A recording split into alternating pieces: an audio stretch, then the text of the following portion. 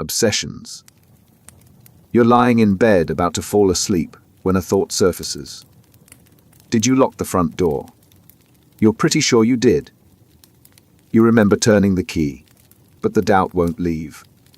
Maybe you didn't turn it all the way. Maybe you only thought you locked it. The thought sits there, quiet but insistent, until the uncertainty becomes unbearable. This is an obsession, an unwanted thought that invades your mind and refuses to let go. It's not curiosity. It's not a passing worry. It's a mental intrusion that hijacks your attention and demands a response you can't ignore. Your brain is wired to detect threats and resolve uncertainty. When something feels unresolved, your mind flags it. Most of the time, you acknowledge the thought and move on. But obsessions don't move on. They return sharper each time, until they feel like the only thing that matters. The theme varies, but the pattern stays the same. Some people fixate on contamination, convinced a doorknob will make them sick. Others obsess over harm, haunted by images of hurting someone they love. Still others spiral into moral doubt, replaying conversations to see if they said something wrong. Different fears, same mechanism. A thought appears, triggers distress, and the distress feeds the thought. What makes obsessions so relentless is how urgent they feel. Your mind treats them like emergencies. A normal worry is, I should check the stove before I leave. An obsession is, if I don't check the stove right now, the house will burn down and it will be my fault. The escalation happens fast. The thought doesn't suggest a possibility. It feels like a certainty waiting to happen unless you act. And that urgency drives you straight into the next trap. Compulsions. You walk back to the front door, check the lock. It's secure. Relief washes over you. But the moment you turn away, the doubt returns. Did you really check it properly? Maybe you were distracted. You go back. Check again. This time you watch yourself turn the handle, testing the resistance. Locked. Locked. Good.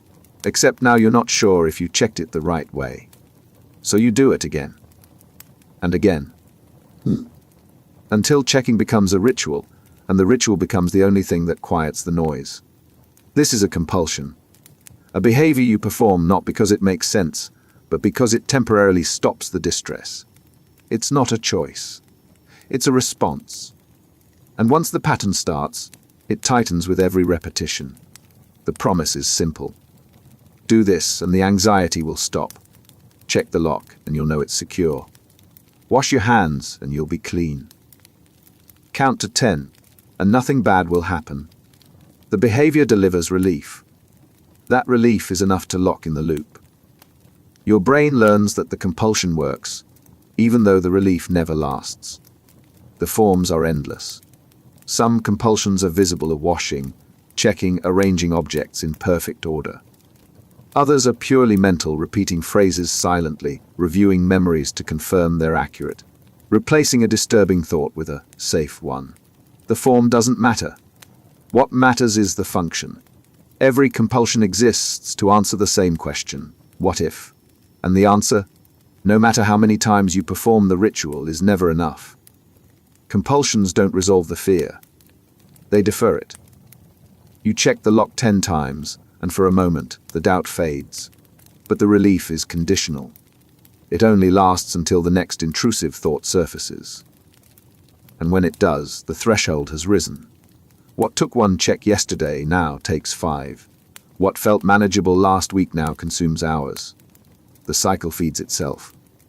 The more you perform the compulsion, the more your brain ties the behavior to safety. And the more it ties the behavior to safety, the harder it becomes to stop. Eventually, the compulsion isn't preventing disaster. It's preventing the possibility of sitting with uncertainty. And that becomes its own kind of prison. Checking compulsion. It takes 5 minutes to leave the house, then 10, then 20. You've already checked the stove, the iron, the windows, the locks. Everything is off. Everything is secure. You know this because you just verified it. But halfway down the hallway, your mind asks the question again. Did you really check? Were you paying attention? And the certainty you felt seconds ago dissolves. Checking starts as verification. It ends as a need you can't control. What begins as reasonable precaution becomes a ritual that consumes more time, more energy, more mental space than the original fear ever warranted. The logic seems sound at first. If checking once reduces anxiety, checking twice should eliminate it. Except it doesn't work that way. The second check introduces a new doubt. Was the first check thorough enough? The third check raises another, did I check the right thing?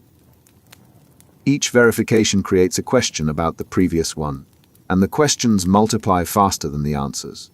Some people check physical objects, door locks, appliances, car brakes.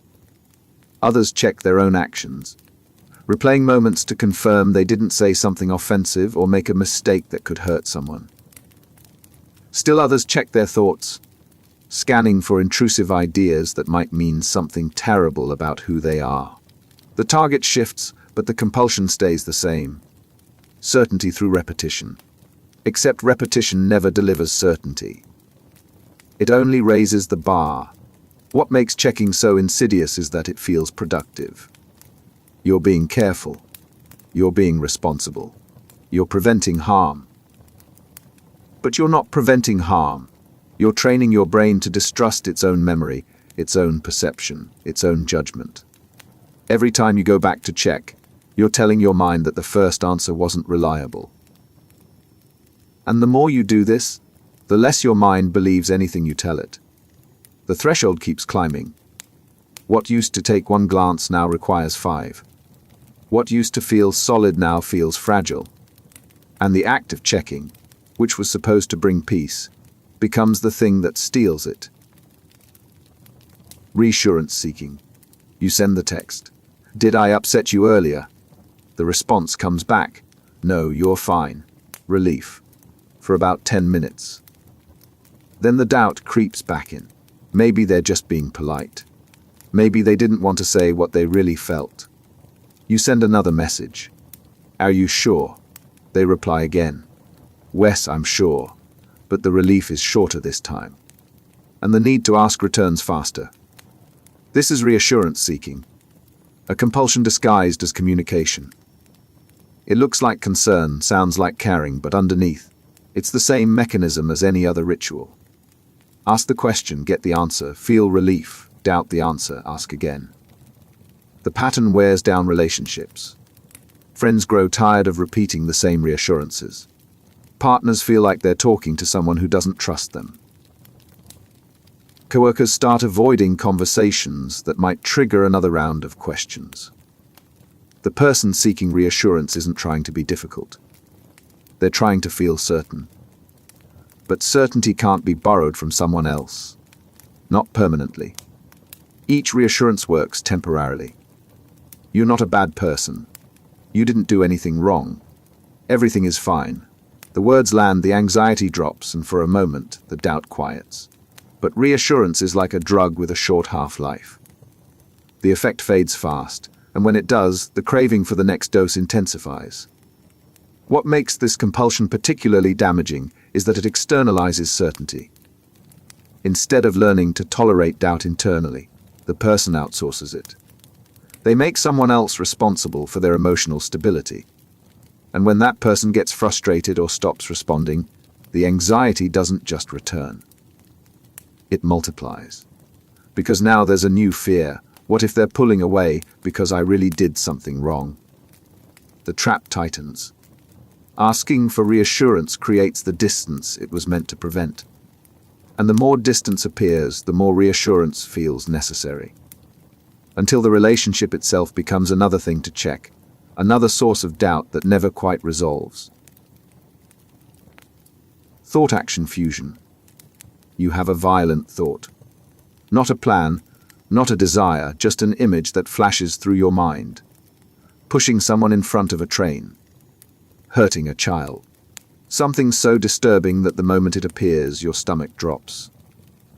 And then comes the next thought, the one that locks you in. If I thought it, does that mean I want to do it? This is thought-action fusion. The belief that having a thought makes it more likely to happen, or that thinking something terrible is morally equivalent to doing it. It's not just intrusive thoughts. It's the conviction that thoughts themselves are dangerous. The fear operates on two levels. The first is probability. If I think about something bad, I've increased the chance it will occur. Like a mental jinx. The second is morality. If I thought it, I must be the kind of person who would do it. Otherwise, why would the thought be there?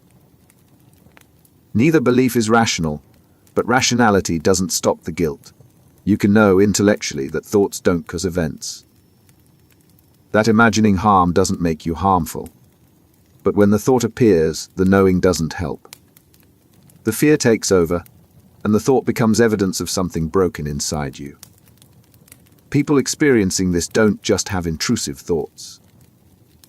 They interpret them as confessions.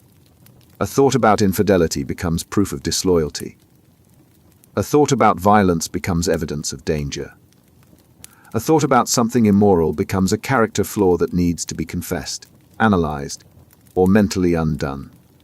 The mind becomes a courtroom where every stray thought is treated as testimony. The compulsion that follows is neutralization.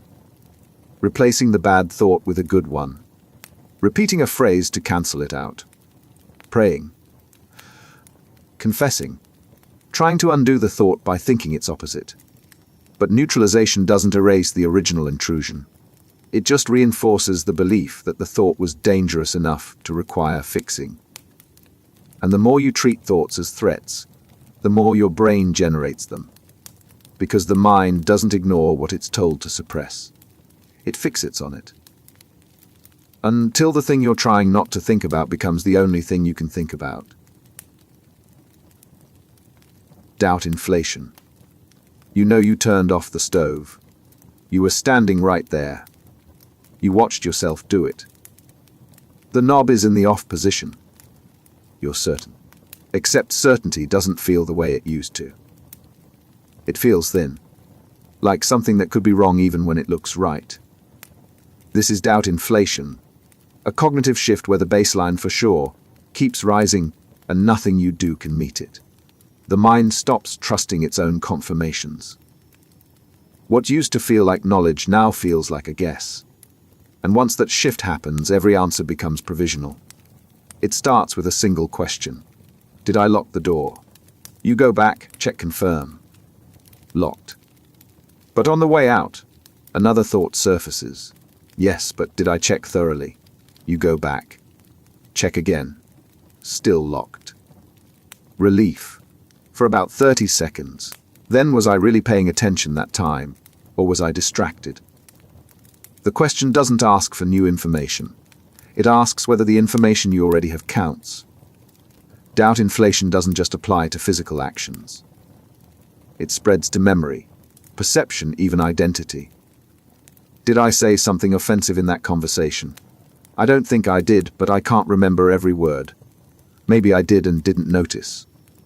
Did I feel attraction to that person? I don't think so, but what if I did and I'm just not aware of it? The mind starts questioning not just what happened, but whether it can trust itself to know what happened. Normal doubt is a tool. It helps you reconsider, adjust, improve. Inflated doubt is a trap. It treats certainty as something always just out of reach, something that requires more evidence, more checking, more analysis. And the more you feed it, the hungrier it gets. The cruelest part is that seeking certainty makes it worse. Every time you recheck, you're telling your brain that the previous check wasn't reliable.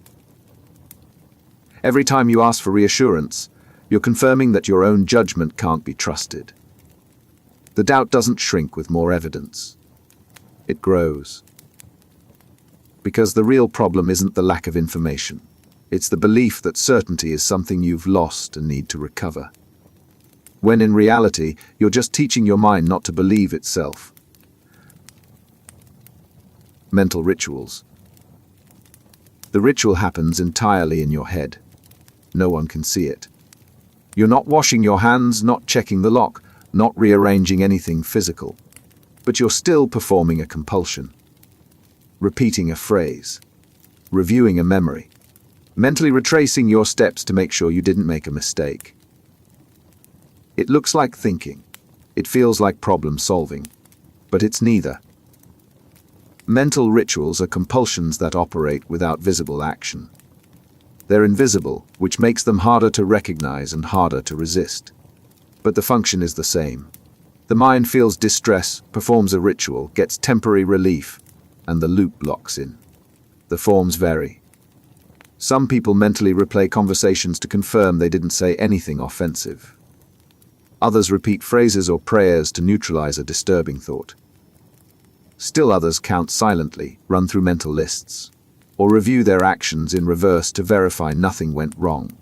The behavior is different, but the goal is identical: reduce anxiety by performing a mental action that feels like it restores safety. What makes mental rituals so insidious is that they masquerade as normal cognition. Thinking through a problem is productive. Reviewing a conversation to learn from it is healthy. But mental rituals aren't problem-solving. They're repetitive, rigid, and driven by distress rather than curiosity. The person performing them knows the ritual won't actually change anything. But they can't stop, because stopping means sitting with the discomfort, and the discomfort feels unbearable. The trap tightens the same way physical compulsions do. The more you perform the ritual, the more your brain learns that the ritual is necessary. What started as a quick mental check becomes a loop that runs for minutes, then hours. And because it's invisible, no one around you knows it's happening. You're trapped inside your own mind, performing rituals no one else can see. Intolerance of uncertainty. Some people can live with not knowing. The meeting might go well or it might not. The test results could be fine or they could be bad. The relationship might last or it might end. Most people find a way to sit with that uncertainty and move forward anyway. For others, uncertainty is unbearable. Not knowing feels like standing on the edge of a cliff. The mind demands an answer, a guarantee, a way to know for sure what's going to happen.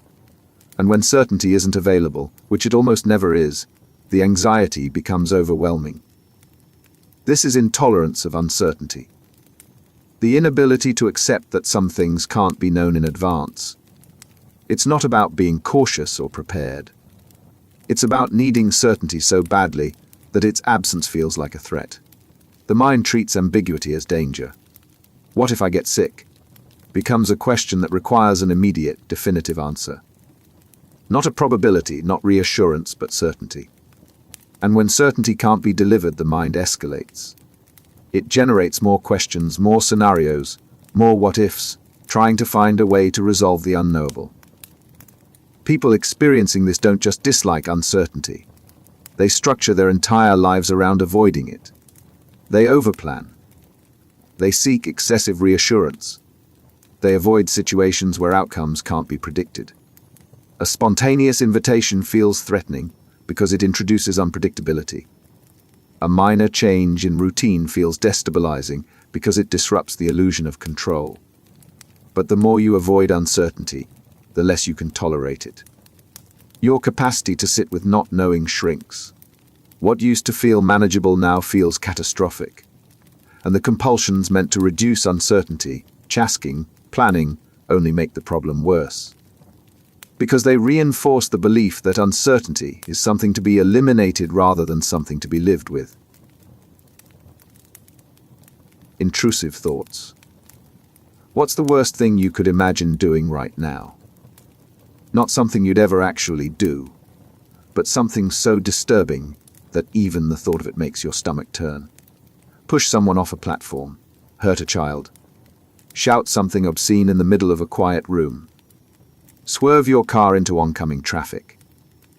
These thoughts exist, and they appear in everyone's mind at some point. The difference is what happens next. Most people have the thought, recognize it as meaningless mental noise, and move on. But for some, the thought doesn't pass. It sticks. And the more it sticks, the more terrifying it becomes. Because if the thought appeared, it must mean something. And if it means something, maybe it's a warning. Or worse, Maybe it's a desire. Intrusive thoughts are unwanted mental images, urges, or ideas that feel violent, sexual, blasphemous, or otherwise unacceptable. They're not fantasies. They're not wishes. They're the mind's equivalent of a car backfiring, sudden, loud, and alarming, but ultimately meaningless. The problem isn't the thought itself. It's the interpretation. The thought appears, and the mind reacts with horror. Where would I think that? What does this say about me? The horror fuels attention, and the attention makes the thought return more frequently. Not because the person wants it, but because the brain fixates on what it's told to monitor. Try not to think about a white bear, and the white bear becomes impossible to ignore. The content of intrusive thoughts tends to target what the person values most. Someone who cares deeply about being a good parent might have thoughts about harming their child. Someone who values their relationship might have thoughts about infidelity. Someone religious might have blasphemous thoughts. The thoughts don't reflect hidden desires. They reflect the mind testing the boundaries of what it finds most unacceptable. And the more you fight the thoughts, the stronger they get. Suppression doesn't work. Neutralization doesn't work. The only thing that reduces their power is recognizing them for what they are: intrusive, automatic, and ultimately harmless. But that recognition is nearly impossible when the thought feels like evidence of something broken inside you. Contamination obsession. You wash your hands. Soap, water, scrub, rinse. Done. You reach for the towel, and as you're drying off, a thought surfaces. Did the towel touch the counter? The counter isn't clean. If it touched the counter, your hands aren't clean anymore. You wash. Again. This time you're careful about the towel. But now you're not sure if you rinsed all the soap off. Soap residue means bacteria could stick. You wash a third time. And by the time you finish, your hands are raw, but the fear hasn't left. Contamination obsessions center on the fear of being dirty, infected, or poisoned. It's not about cleanliness. It's about the belief that contact with certain objects, substances, or people will cause harm. And once that belief takes hold, the world becomes a minefield. Doorknobs become vectors of disease. Money is covered in germs. Public restrooms are off limits. Even touching your own belongings feels risky if they've been in contact with something contaminated. The fear doesn't follow logic. It follows a sense of wrongness that intensifies with every exposure. Some people fear biological contamination, germness, bodily fluids. Others fear chemical contamination, cleaning products, pesticides, anything toxic. Still others fear a more abstract form of contamination, a sense that certain things are bad or dirty, in a moral or spiritual sense, and contact with them will corrupt or taint them. The compulsion that follows is always the same: eliminate the contamination. Wash clean. Avoid, discard. The behavior provides momentary relief, but the relief is fragile, because contamination fears don't respond to evidence. You can wash your hands until they bleed, and the fear will still find a way back in. Maybe you didn't scrub long enough. Maybe the soap wasn't strong enough. Maybe you touched something after washing and recontaminated yourself without noticing. The fear spreads. What started as one object becomes a category. What started as a category becomes an environment. Eventually, entire spaces feel unsafe, and the compulsions meant to restore cleanliness become the thing that traps you in a cycle where nothing ever feels clean enough. Repeating compulsion. You flip the light switch off, then off again, then on, off, off, off. You're not testing the switch. You're not trying to find the right setting. You're repeating the action until it feels right. And right is something you can't define, but you know when it's missing. Repeating compulsions involve performing the same action multiple times until a specific feeling is achieved. Not because the action serves a purpose, but because stopping before it feels completely, triggers intense discomfort. Why does the mind demand repetition? Sometimes it's tied to a magical belief: if I don't do this the right number of times, something bad will happen. Other times it's driven by doubt: did I really do it? Or did I just go through the motions? And sometimes there's no clear reason at all. Just a persistent sense that the action wasn't done correctly, even when objectively it was. The number of repetitions varies. Some people have a specific count 3 times, 7 times until it's even. Others repeat until the action produces a particular sensation, a feeling of completeness, symmetry, or rightness that signals they can stop. The problem is that the signal is unreliable. What felt complete yesterday might not feel complete today. And the more you rely on the feeling, the more elusive it becomes. Repeating doesn't just apply to physical actions. It extends to words, thoughts, and routines. Saying a phrase over and over until it sounds right. Reading a sentence multiple times until the meaning settles. Walking through a doorway, backing up, and walking through again because the first pass didn't feel correct. The compulsion isn't about the action. It's about the feeling the action is supposed to produce. And when that feeling doesn't come, or when it fades too quickly, the repetition starts again. Until the behavior meant to bring relief becomes another source of exhaustion. Ordering compulsion. Everything has a place. The books are arranged by height. The pens are parallel. The items on the desk are spaced evenly, aligned to an invisible grid that only you can see. It looks organized. It looks intentional. And to some degree it is. But it's not about aesthetics. It's about the overwhelming need for things to be exactly right.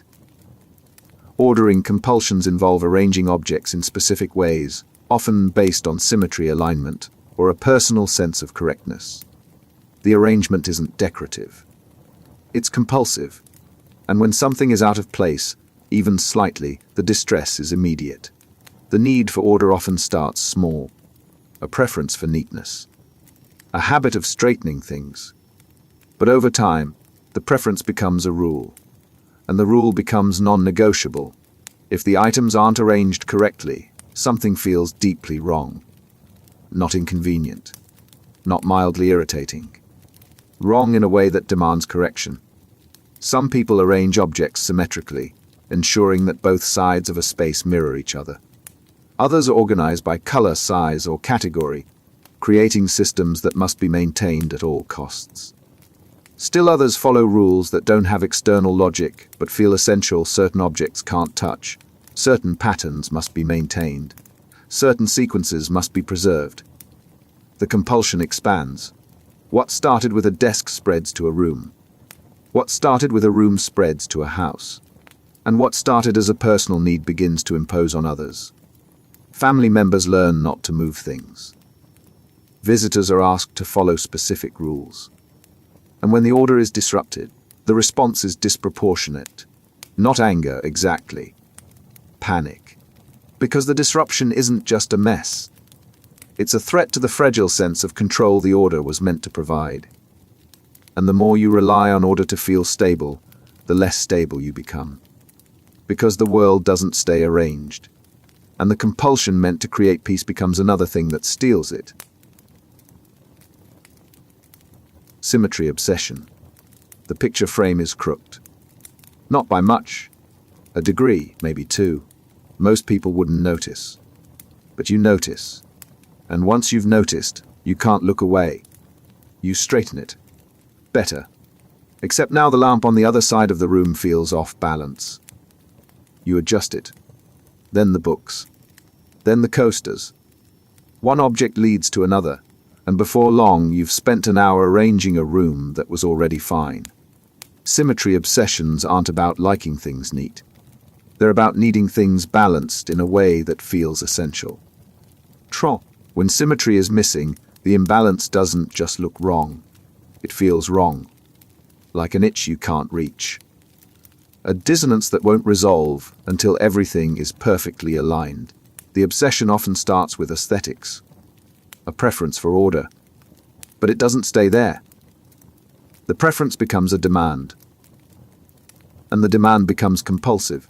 If one side of a space has 3 objects, the other side must have 3. If one drawer is organized, all of them must be. The rules multiply, and the more precise the rules become, the harder they are to maintain. What makes symmetry obsessions so consuming is that the world resists balance. Objects shift. People move things. Environments change. And every disruption triggers the same urgent need to restore order. The obsession doesn't accept good enough. It demands exactness. And exactness in a world that's constantly shifting is impossible to sustain. The compulsion expands beyond objects. Some people need their actions to be symmetrical. If they touch something with their right hand, they must touch it with their left. If they step on a crack with one foot, they must step on one with the other. The behavior looks superstitious, but it's not about luck. It's about an overwhelming need for balance that won't quiet until the asymmetry is corrected. And the more you correct, the more sensitive you become. What used to feel balanced now feels slightly off. The threshold tightens. Until symmetry, which was supposed to bring calm, becomes the thing that keeps you trapped in a state of perpetual adjustment. Responsibility hyperinflation. You're driving. A pedestrian steps off the curb, looks both ways and crosses safely. You pass without incident. But a few blocks later, a thought appears. What if they stumbled after I passed? What if they're lying in the street right now and I kept going? You didn't see anything. There's no reason to think something happened. But the thought doesn't care about reason. It insists. And the longer you drive, the heavier the doubt becomes, until you're convinced that if something did happen, it would be your fault for not going back to check. This is responsibility hyperinflation. The belief that you're accountable for outcomes far beyond your control. It's not about being careful. It's about feeling responsible for harm you didn't cause, couldn't have prevented, and may not have even happened. The logic is distorted, but it feels real. If I don't check and something bad happens, I'm responsible. If I don't warn someone and they get hurt, it's on me. If I don't prevent every possible disaster and one occurs, I've failed. The mind assigns blame not based on actual causation, but on the presence of doubt. And once that assignment is made, the guilt is overwhelming. The compulsion that follows is checking, warning, confessing anything that might reduce the inflated sense of responsibility. You go back to verify nothing went wrong. You warn people about dangers they already know about. You confess thoughts or actions that didn't hurt anyone, just to make sure you're not hiding something terrible. The behavior doesn't reduce responsibility. It reinforces the belief that responsibility is something you can never fully discharge. People experiencing this don't feel powerful. They feel trapped. Because the more responsible you believe you are for preventing harm, the more vigilant you have to be. Every decision becomes high stakes. Every outcome feels like it depended entirely on you. And when something does go wrong, even when it's clearly not your fault, the guilt lands anyway. Because the belief isn't rational. It's compulsive. The weight doesn't ease with reassurance. It doesn't shrink with evidence. It grows. Until the act of living, of moving through the world and making choices, feels like walking through a minefield where every step could trigger catastrophe. And you're the only one responsible for preventing it. Scrupulosity. You had a thought. Not an action, just a thought. Something unkind. Something selfish. Something that if you believed in sin might count as one. And now you can't stop thinking about what that thought says about you. Are you a bad person? If you were good, would you have thought it at all?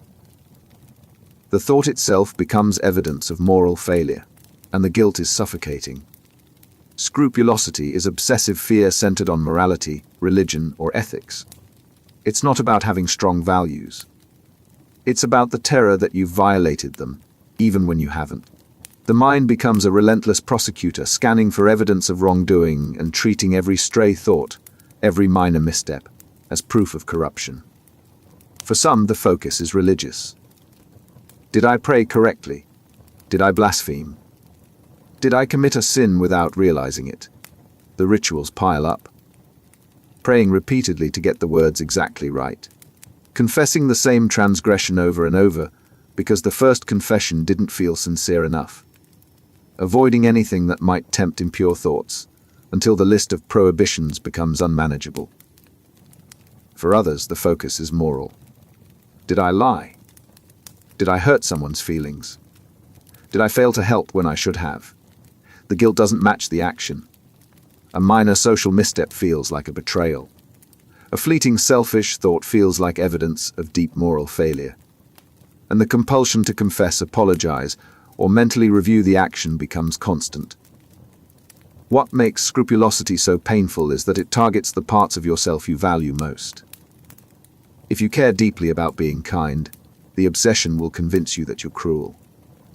If you care about being honest, it will fixate on perceived dishonesty. The obsession doesn't attack what you don't care about. It attacks what you hold sacred. And it makes you doubt whether you've ever lived up to your own values. The reassurance never lands. You're a good person doesn't quiet the fear. Because the fear isn't about external judgment. It's about internal certainty. And certainty, when it comes to morality, is something the obsessive mind refuses to grant. Harm obsession. What if you lost control? Not in a moment of anger, but in a moment of nothing. You're holding a knife, chopping vegetables, and an image flashes through your mind, stabbing someone. You're standing near a window and the thought appears. What if I jumped?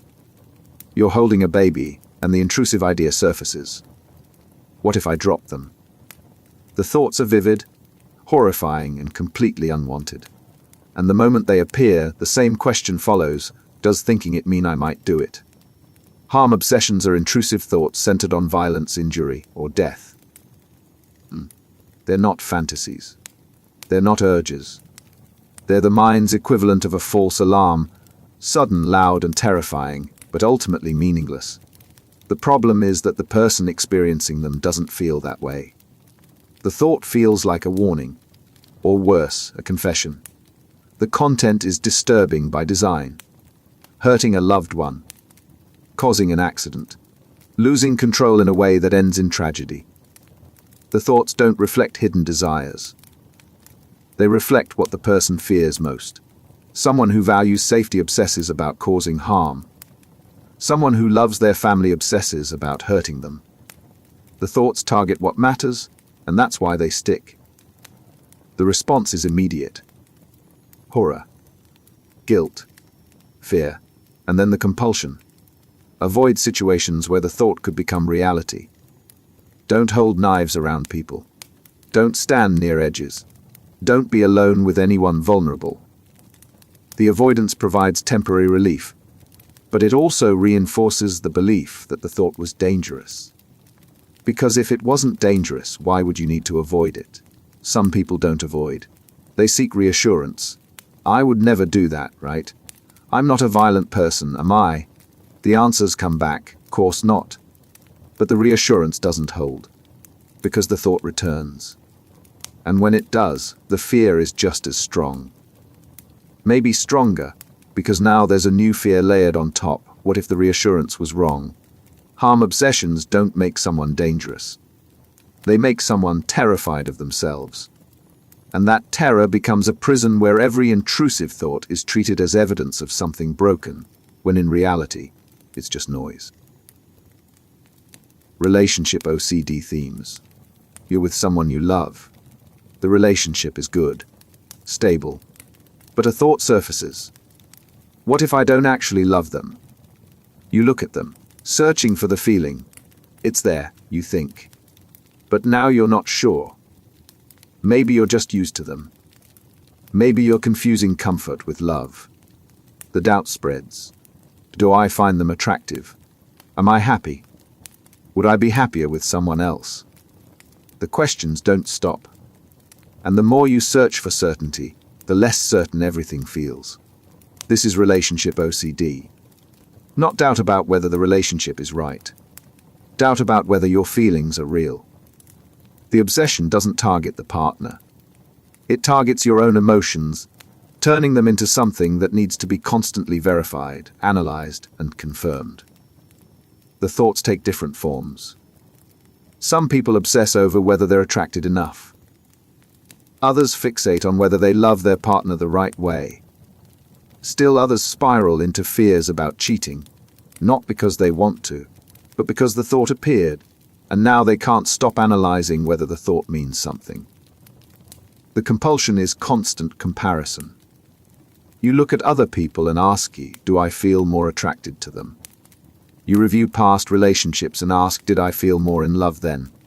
You monitor your emotional state and ask, is this what love is supposed to feel like? Every moment becomes a test. And the more you test, the more the feelings you're searching for seem to disappear. What makes this obsession so damaging is that emotions aren't designed to be scrutinized. Love isn't a constant, measurable sensation. Attraction fluctuates. Happiness comes and goes. But when you're obsessively monitoring, every fluctuation feels like evidence. A moment of distraction becomes proof you're not invested. A fleeting thought about someone else becomes proof you're unfaithful. And the harder you search for certainty, the more elusive it becomes. The relationship suffers. Not because there's anything wrong with it, but because the constant internal interrogation makes it impossible to be present. You're not experiencing the relationship. You're analyzing it. And the analysis, which was supposed to bring clarity, becomes the thing that destroys it. Perfectionistic doubt. You finish the project. It's done. You've checked it twice, revised it, proofread it. By any reasonable standard, it's complete. But you can't submit it.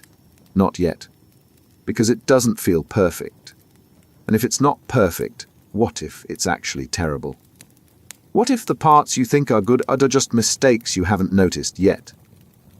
Perfectionistic doubt isn't about high standards. It's about the inability to trust that something is good enough. The work might be objectively solid, but the mind fixates on the possibility of flaws. And that possibility, no matter how small, feels like a certainty waiting to be discovered. The obsession operates on an impossible standard. Good isn't acceptable. Great isn't acceptable. Only perfect will do. And perfect is a moving target. You revise a sentence. It's better. But now the paragraph around it feels weak. You fix the paragraph. Now the section feels uneven. The improvements don't bring you closer to done. They reveal new problems. Until the work becomes an endless cycle of adjustments that never quite reach completion. Some people experience this with creative work. Writing that's never finished. Art that's never shared. Projects that stay in draft form forever, because releasing them means accepting imperfection. Others experience it with tasks. A report that's revised dozens of times. An email that takes an hour to write because every word has to be exactly right. The perfectionism doesn't improve quality. It prevents completion. The fear underneath is judgment. If it's not perfect, people will see the flaws. And if they see the flaws, they'll see you as incompetent. The work becomes a reflection of worth. And if the work isn't flawless, then you aren't either. So you keep revising, keep checking, keep adjusting. Not because the work needs it, but because stopping means accepting that it's not perfect. And accepting that feels like failure. The irony is that perfectionism doesn't produce better results. It produces paralysis, the work that never gets finished. The idea that never gets shared. The accomplishment that's perpetually deferred because it doesn't meet an impossible standard. And the person caught in the cycle isn't striving for excellence. They're trapped in a loop where good enough is never allowed to exist. Magical thinking in OCD. Most people know that thoughts don't cause events. Thinking about a car accident doesn't make one happen. Imagining someone getting hurt doesn't increase the likelihood of injury. The connection between mental activity and external reality is clear, there isn't one. But for some, that line dissolves. A thought appears, something bad could happen, and the mind creates a link. If I think it, I've made it more likely. If I imagine harm, I've increased the risk. If I don't perform a specific action to counteract the thought, the bad outcome will follow. Not because of logic, because the thought and the event feel connected in a way that bypasses reason entirely. This is magical thinking. The belief that mental acts, thoughts, words, rituals, can influence outcomes in the physical world. It's not superstition in the casual sense. It's a compulsive conviction that your internal state has the power to shape external reality. And once that belief takes hold, every thought becomes a potential trigger for disaster. The rituals that follow are meant to undo the danger. If you think something bad, you must think something good to cancel it out. If you imagine a loved one getting hurt, you must visualize them safe. If a negative word enters your mind, you must repeat a positive one. The logic is circular, but the compulsion is relentless. Because not performing the ritual feels like allowing the bad outcome to happen. Some people assign power to numbers. Odd numbers feel dangerous, so they must do things in even numbers. Or the reverse. 3 is safe, so every action must be done 3 times. The number itself has no inherent meaning, but the mind assigns it significance. And once the assignment is made, breaking the rule feels catastrophic. Others assign power to words. Saying certain things out loud will make them come true. Thinking certain thoughts will curse someone. The belief doesn't hold up to scrutiny, but scrutiny doesn't matter. The fear is too strong. And the compulsion to neutralize, to reverse, to undo, becomes the only thing that brings temporary relief. The cruelty of magical thinking is that it turns the mind into a weapon. Your thoughts aren't just intrusive, they're dangerous. And the only way to keep the people you love safe is to wage a constant battle against your own mental activity. A battle you can never win. Neutralizing behavior. The thought appears. Something violent. Something sexual. Something blasphemous. You didn't invite it, but it's there. And the moment it surfaces, the guilt hits. If you thought it, you must want it. If you want it, you're a terrible person. Unless you do something to prove otherwise. So you replace it. The bad thought gets swapped for a good one. I love them, instead of, I want to hurt them. I'm faithful, instead of the intrusive image of infidelity. I'm a good person, instead of the moral doubt. The replacement feels necessary. Like an antidote to poison. But the poison keeps coming back. Neutralizing behavior is the compulsion to mentally or physically undo a disturbing thought. It's not the same as distraction. Distraction moves your attention elsewhere.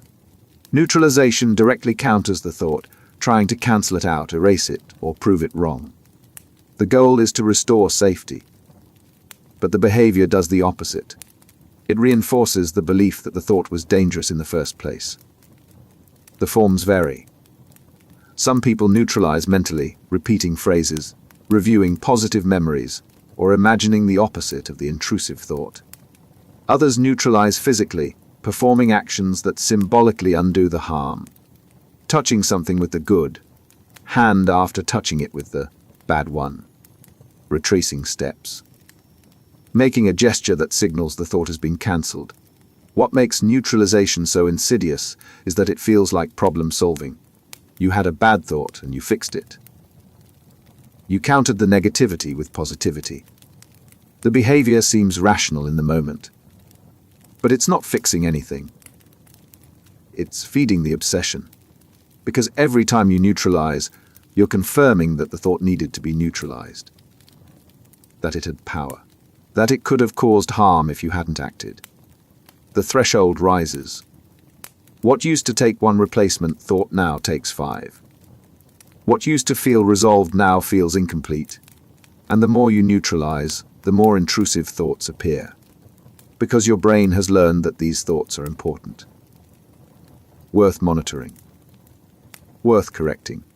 until the act of thinking becomes a constant cycle of intrusion and correction, with no space left for anything else. Avoidance compulsion. You stop going to certain places, not because you don't want to, but because being there triggers the obsession.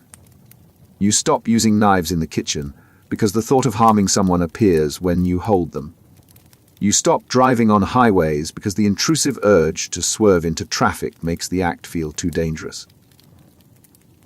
You stop being alone with people you love because the fear of losing control feels unbearable. Avoidance starts as protection. If the situation triggers the obsession, avoiding the situation should reduce the anxiety. And it does. Temporarily. But the relief comes at a cost. Because every time you avoid, you confirm that the situation was dangerous. And the more you confirm that, the more situations become off limits. The list grows. What started as one avoided scenario expands to 10, then 20, then entire categories of experience. Social events feel risky because they involve people, and people trigger intrusive thoughts. Work becomes difficult because the tasks involve tools, decisions, or interactions that might provoke obsessions. Even staying home isn't safe because the objects in your environment, the stove, the bathroom, the sharp corners, carry the potential for harm. Avoidance doesn't just shrink your world. It shrinks your sense of capability. Every avoided situation is an admission: I can't handle this. I'm not safe here. I might do something terrible if I stay. The avoidance feels like self-protection, but it's actually self-imprisonment. Because the more you avoid, the less you trust yourself. And the less you trust yourself, the more you need to avoid. Some people avoid external triggers. Others avoid internal ones. They stop watching certain shows, reading certain books, or listening to certain music because the content might provoke an unwanted thought. They monitor their own mind, trying to avoid thinking about topics that could spiral into obsession. But you can't avoid your own thoughts. The effort to suppress them just makes them more persistent. And so the world contracts. The life you're living becomes smaller and smaller, bounded by the things you're afraid to encounter.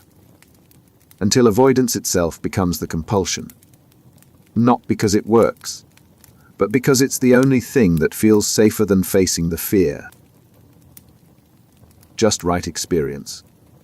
You're tying your shoes. The laces are even, the knot is secure. But it doesn't feel right. You untee them. Tie them again. Still not right. You adjust the tension. Check the loops. Try a different angle. The shoes are functionally tied. They'll stay on. But the feeling you're searching for, that sense of correctness, of completion, won't arrive. So you keep going. Again and again. Until your hands ache and you're late, and the feeling still hasn't come. The just right experience is a compulsion driven not by fear of a specific outcome, but by the need for a particular sensation. It's not about safety. It's about alignment, symmetry, completeness, a feeling that signals you can stop. And when that feeling doesn't appear, stopping feels impossible. Some people experience this with physical sensations. The pillow has to feel exactly right under their head. The shirt has to sit on their shoulders a certain way. The sensation of walking through a doorway has to produce a specific feeling, or they have to back up and walk through again. The need isn't tied to danger. It's tied to an internal sense of wrongness that won't resolve until the action is performed correctly. Others experience it with mental states. A thought has to feel complete. A memory has to feel fully reviewed. A sentence has to sound exactly right in their mind before they can move on. The feeling they're chasing is elusive. Sometimes it comes quickly. Other times, it never comes at all. And when it doesn't, the compulsion repeats. Over and over. Until exhaustion forces them to stop, even though the feeling is still missing. What makes the just right experience so frustrating is that there's no clear endpoint. With other compulsions, there's a goal: check the lock, and you'll know it's secure. Wash your hands, and you'll be clean. but with just right compulsions, the goal is a sensation. And sensations don't follow logic. They don't respond to evidence. They appear and disappear without reason. The compulsion doesn't produce the feeling. It produces dependency. Because the more you rely on the feeling to know when to stop, the harder it becomes to stop without it. And the harder it becomes to stop, the more time you spend chasing something that may never arrive. Need for certainty. How do you know you locked the door? You remember doing it. You can picture yourself turning the key. That should be enough. But is it? Memory isn't perfect. What if you only imagined locking it? What if you're remembering yesterday instead of today? The question lingers. And the only way to resolve it is to go back and check. Except checking doesn't resolve it. It just creates a new memory to doubt. The need for certainty isn't about being cautious. It's about the inability to function without absolute confirmation. Doubt, even tiny, reasonable doubt, feels intolerable. And when certainty can't be achieved, which it almost never can, the mind spirals. Most people operate on probability. The door is probably locked. The stove is probably off. I probably didn't say anything offensive. The probability is high enough to move on. But for someone with an obsessive need for certainty, probability isn't enough. They need to know, not think, not assume, know. And when knowledge can't be obtained, the anxiety becomes paralyzing. The compulsion is endless verification. Checking, asking, reviewing, anything that might push doubt closer to zero. But certainty is a moving target. The more you check, the more you doubt the previous checks. The more you ask, the more you doubt the reassurances. What felt certain 5 minutes ago feels uncertain now. And the cycle repeats. Some people need certainty about the past. Did I do something wrong? Did I hurt someone? Did I make a mistake? The memory is reviewed over and over, searching for confirmation that nothing bad happened. But memory isn't built for that kind of scrutiny. The more you examine it, the less reliable it feels. Others need certainty about the future. What if I get sick? What if something goes wrong? What if I make the wrong choice? The questions demand answers that can't exist, because the future is unknowable. And no amount of planning, researching, or asking will change that. The irony is that seeking certainty destroys it. Every time you check, you're training your mind not to trust its own conclusions. Every time you ask for reassurance, you're confirming that your judgment isn't reliable. Until certainty, which was supposed to bring peace, becomes the thing you can never have. And the need for it becomes the thing that traps you in a state of permanent doubt. False memory OCD themes. Did you do something terrible? You don't think you did. You don't remember doing it. But the thought is there. What if you did, and you just don't remember? What if the absence of memory is proof that something happened and your mind blocked it out? The doubt takes root. And once it's there, it grows. False memory OCD isn't about forgetting things. It's about doubting whether your memory is telling you the truth. The person doesn't have evidence of wrongdoing. They have the opposite, no memory of it happening at all. But instead of that absence providing reassurance, it becomes the source of fear. Because if there's no memory, how can you be sure? The obsessions take different forms. Some people fear they've committed a crime. Hit someone with their car and kept driving. Shoplifted without realizing it. Hurt someone in a way they can't recall. The lack of memory doesn't reduce the fear. It amplifies it. Because if you can't remember, you can't prove it didn't happen. Others fear they've done something morally wrong. Said something offensive. Touched someone inappropriately. Acted in a way that violated their values. Again, there's no memory of the event. But the mind insists, what if it happened, and you just forgot? What if the memory is gone because it was too shameful to retain? The compulsion is mental review. Retracing the day. Analyzing every interaction. searching for gaps in memory that might hide something terrible. But memory doesn't work like a recording.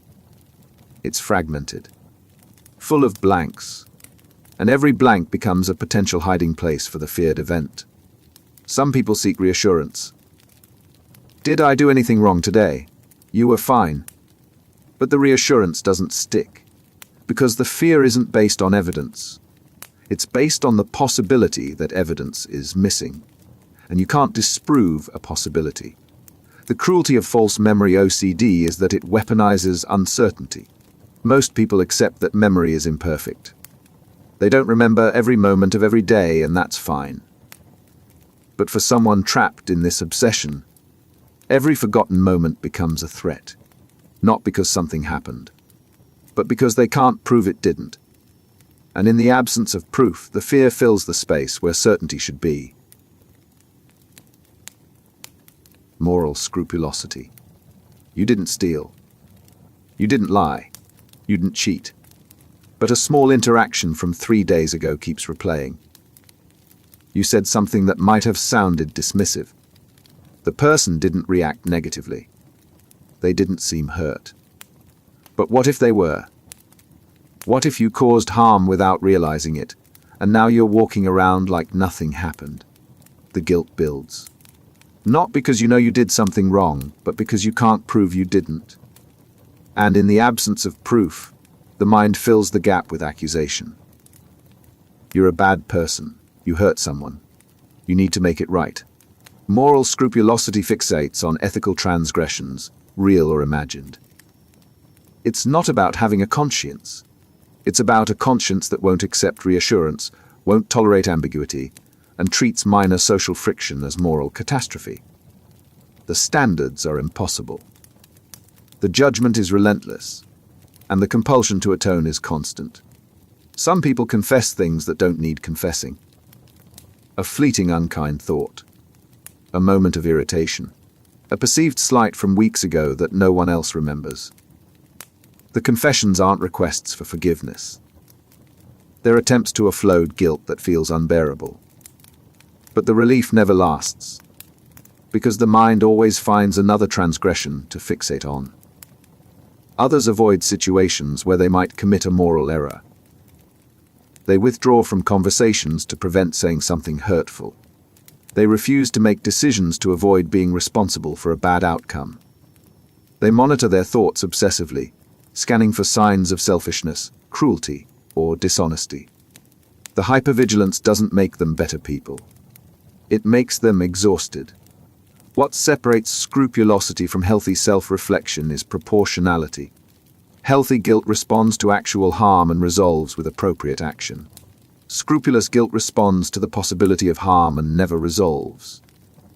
The person isn't failing morally. They're trapped in a system where moral perfection is the only acceptable standard. And perfection, by definition, is unattainable. Puro presentation. From the outside, everything looks fine. No hand washing, no checking, no visible rituals. The person goes about their day, interacts normally, maintains routines. But inside, a war is being waged. Intrusive thoughts loop endlessly. Mental compulsions fire constantly.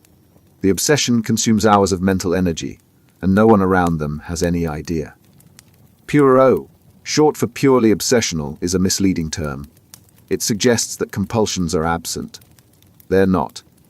They're just invisible. The rituals happen entirely in the mind. Reviewing memories. Mentally neutralizing thoughts. Seeking internal reassurance. Analyzing feelings to confirm they're acceptable. The compulsions are there. They're just harder to see. The obsessions are often disturbing. Intrusive sexual thoughts. Violent images. Fears of being a terrible person hidden beneath a normal exterior. The content is shocking, which makes it harder to talk about. And because there are no visible compulsions, people assume the person is just thinking too much. Overthinking. Being dramatic. But this isn't overthinking. It's a compulsive mental process that won't shut off. The hidden nature of puro makes it isolating. When someone washes their hands compulsively, others can see the behavior and recognize something is wrong. When someone performs mental rituals, the struggle is invisible. Friends and family don't know. Coworkers don't notice. And the person suffering feels like they're carrying a secret that, if revealed, would prove they're as terrible as the intrusive thoughts suggest. What makes Pure O particularly exhausting is that the compulsions can't be interrupted by external intervention. If you're checking a lock, someone can physically show you it's locked. If you're neutralizing a thought, there's no external proof that will quiet the obsession. The entire battle happens internally. And without visible markers, it's harder to recognize when the compulsion is taking over. The condition doesn't get better by hiding it. It gets worse. Because the isolation reinforces the belief that the thoughts are shameful, dangerous, and uniquely terrible. When in reality they're intrusive, automatic, and far more common than most people realize. Rechecking loop. You checked once. You checked once. The stove is off. You know this because you just verified it. You walk toward the door. 3 steps later, the doubt surfaces. Did you actually check or did you just glance? You go back. Check again. Off. Definitely off. You turn to leave. The doubt returns before you reach the hallway. What if you checked the wrong burner? The rechecking loop doesn't operate on logic. It operates on doubt that regenerates faster than certainty can be established. Each check provides temporary relief, but the relief is fragile, and the moment it fades, the compulsion to verify returns, stronger than before. The loop tightens with repetition. The first check takes 5 seconds. The second takes longer because now you're watching yourself more carefully, making sure you're paying attention. The third takes even longer because you're analyzing whether you were distracted during the second check. By the 10th check, you're no longer checking the stove. You're checking whether your previous checks were done correctly. And that question has no satisfying answer. Some people get stuck in loops that last minutes. Others lose hours. The checking expands beyond the original object. You check the stove, then the oven, the outlets, then the windows, then the doors. Each item feels essential. Each verification feels incomplete. And stopping before the loop resolves feels like inviting disaster. What keeps the loop running is the belief that certainty is one more check away. Just one more verification, and the doubt will disappear. But it never does. Because the problem isn't the stove. It's the relationship between doubt and certainty. And every time you respond to doubt by checking, you're training your brain that doubt is dangerous and checking is the solution. Until doubt becomes the default state, and checking becomes the only thing that feels like safety. The loop doesn't end when you're certain. It ends when you're too exhausted to continue. And even then, the doubt lingers. Quieter, but still there, waiting for the next opportunity to start the cycle again. Compulsive monitoring. You're having a conversation. The other person is talking, but you're not fully listening. You're scanning your own thoughts, checking for inappropriate reactions, monitoring your feelings to make sure you're responding the right way. Did you just think something offensive? Are you attracted to this person when you shouldn't be? Is your smile genuine, or are you faking it? The monitoring is constant, and it makes genuine interaction nearly impossible. Compulsive monitoring is the obsessive habit of watching your own mental and emotional state. It's not reflection, it's surveillance. The mind becomes both the observer and the observed, constantly checking whether thoughts, feelings, and reactions meet an acceptable standard. Some people monitor for intrusive thoughts. They scan their mind like a security system, trying to catch dangerous ideas before they fully form. The effort backfires. Because the act of monitoring makes the thoughts more prominent. You can't watch for something without bringing it into focus. And the more you focus on it, the more it appears. Others monitor emotions. Am I happy enough? Am I attracted to my partner the way I should be? Do I feel love right now? The questions treat emotions like measurable quantities that should be stable and constant. But emotions fluctuate. And the more you scrutinize them, the less authentic they feel. Until you're no longer experiencing your feelings. You're interrogating them. Still others monitor physical sensations. A twinge of discomfort becomes a potential health crisis. A moment of dizziness becomes evidence of a serious condition. The body is constantly checked for signs that something is wrong. And because the body always has minor sensations, there's always something to fixate on. The compulsion doesn't produce insight. It produces disconnection. You're so busy monitoring yourself that you're not present in the moment. Conversations feel distant. Experiences feel muted. Life becomes something you observe from the inside rather than something you participate in. And the monitoring, which was supposed to keep you safe or certain, becomes the thing that keeps you trapped in your own head. Confession compulsion. You need to tell them. Not because they asked, not because it matters, but because the guilt is suffocating, and the only way to relieve it is to confess. So you do. You admit the thought you had, the mistake you made, the thing you're not even sure happened.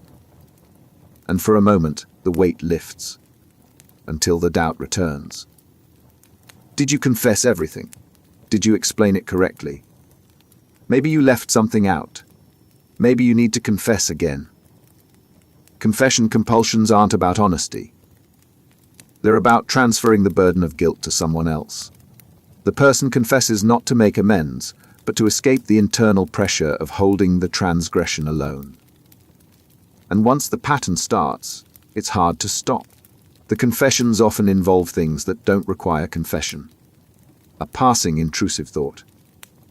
A minor social mistake. A perceived slight that no one else noticed. The person feels compelled to disclose it, as if keeping it hidden makes them dishonest or dangerous. But the disclosure doesn't resolve the issue. It creates a new one. Now they need reassurance that the confession was received appropriately. Some people confess to partners, over and over.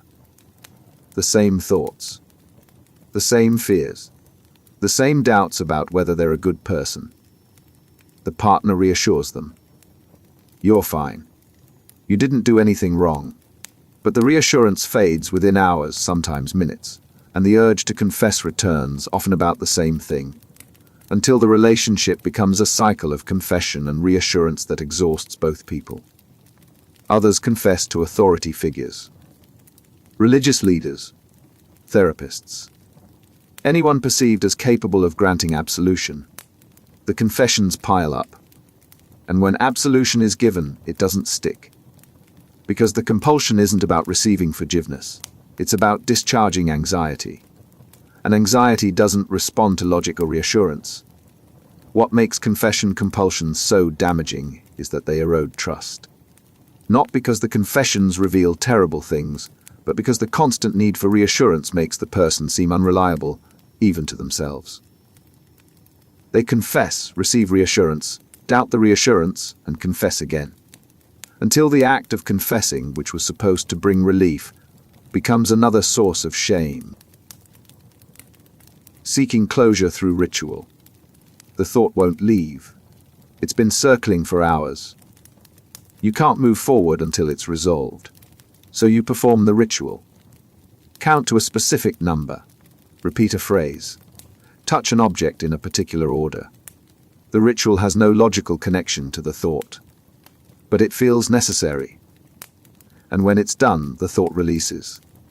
For now, closure-seeking rituals are behaviors designed to complete a thought or feeling that won't naturally resolve. The mind assigns significance to the ritual, creating a rule: do this, and the discomfort will end. The rule has no basis in reality, but it works, temporarily.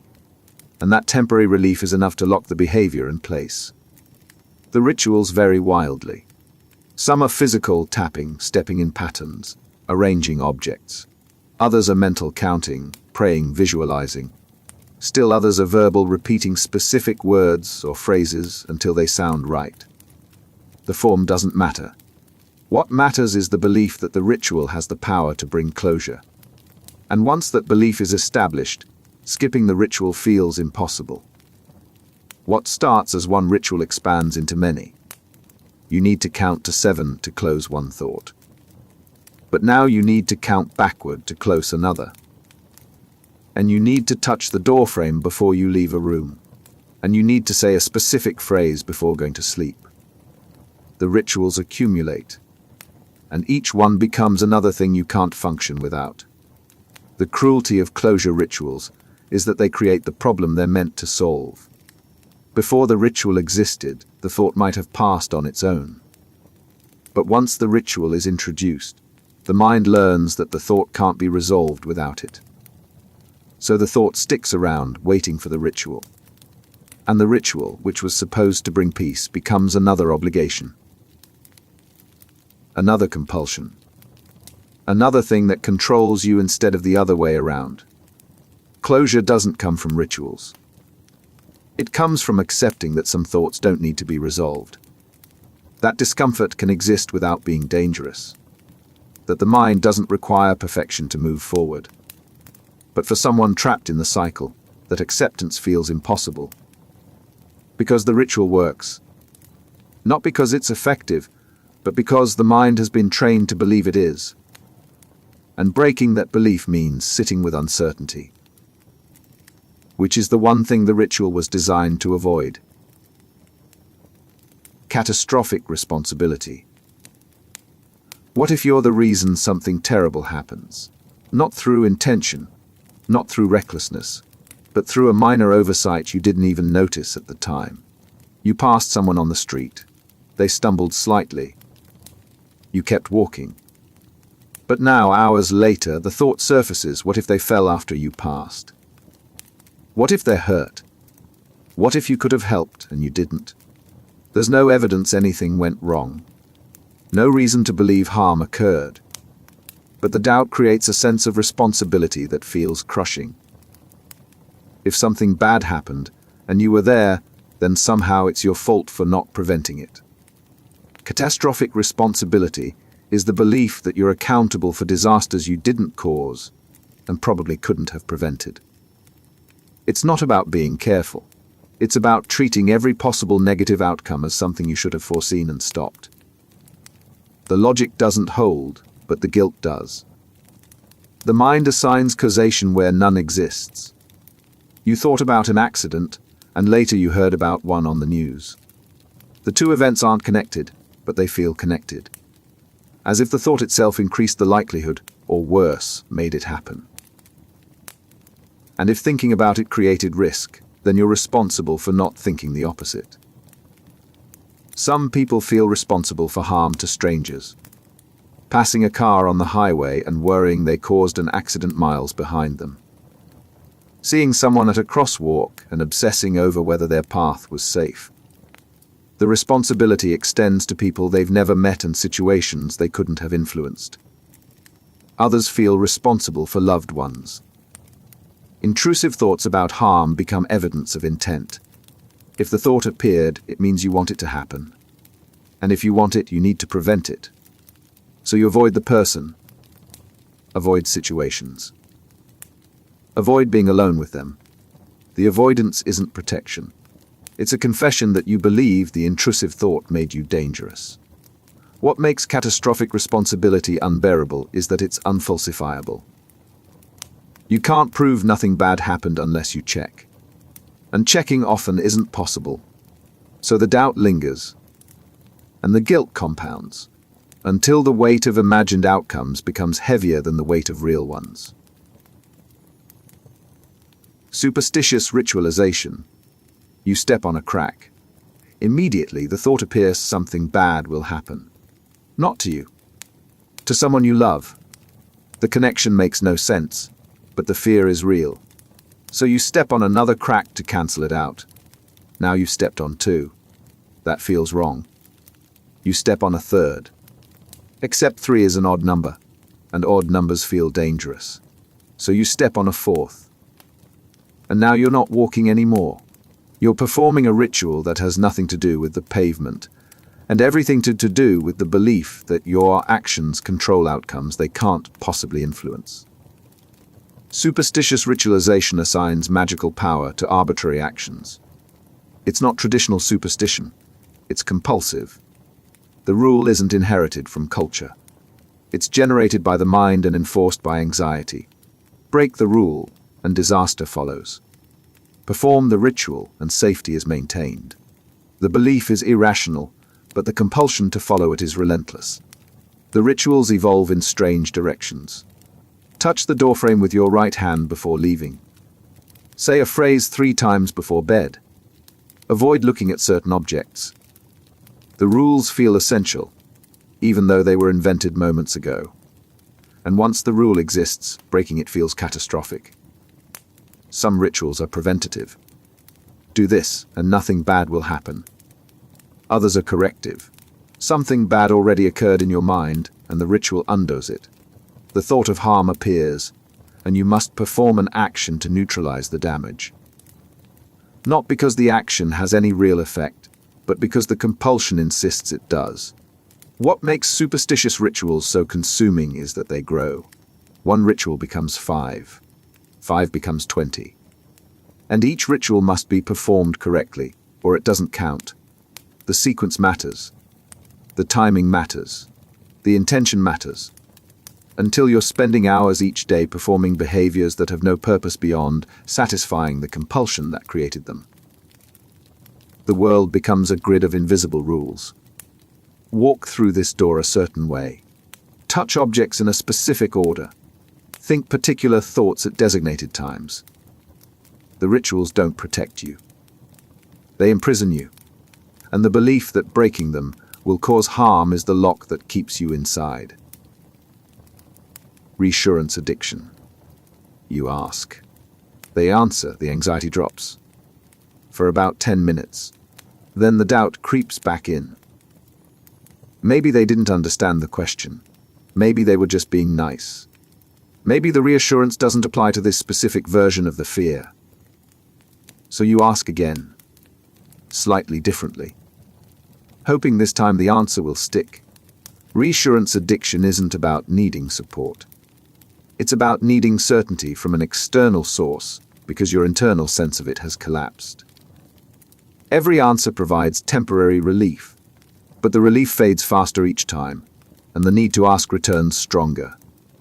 The questions are repetitive. I didn't do anything wrong, right? You're sure?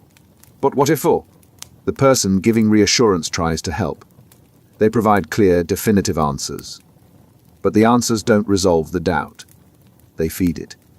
Because every time you ask, you're confirming that you can't trust your own judgment. And every time someone else provides certainty, you're outsourcing something that can't actually be outsourced. The pattern wears relationships down. Friends grow frustrated. Partners feel trapped. I already answered this. You're asking the same thing again. The frustration is valid, but the person asking can't stop. Because the alternative, sitting with the doubt alone, feels unbearable. Some people seek reassurance from professionals. Therapists. Doctors. Religious leaders. They ask the same questions, get the same answers, and return days later with the same doubts.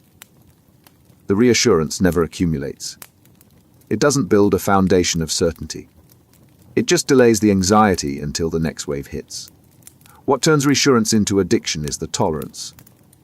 The first answer used to last a day, then an hour, then minutes. Now you need reassurance constantly, and the people who used to provide it are exhausted. But stopping feels impossible. Because when you stop asking, you're left with the doubt. And the doubt, by now, feels like the only truth you have.